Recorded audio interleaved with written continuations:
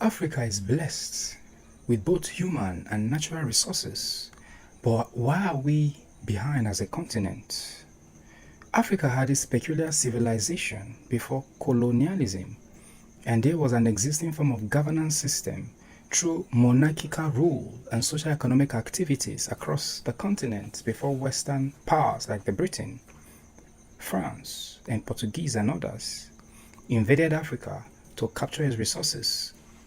But these colonial powers also brought with them religion to penetrate our society, using it to gain the trust of the people. Though with an ulterior motive, it was a well-calculated plan to disarm us mentally by plundering our resources. Walter Rodney, in his book How Europe Underdeveloped Africa, gave explicit details that you may need to check out. What is worrisome is how religion in Africa has metamorphosed in making us abandon our potentials as a people to seek higher powers with the so-called prophetic ministry.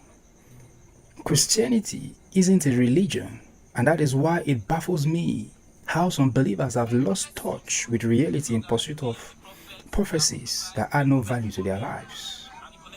These prophets are now worshipped by their members as they continue to hold sway in their lives.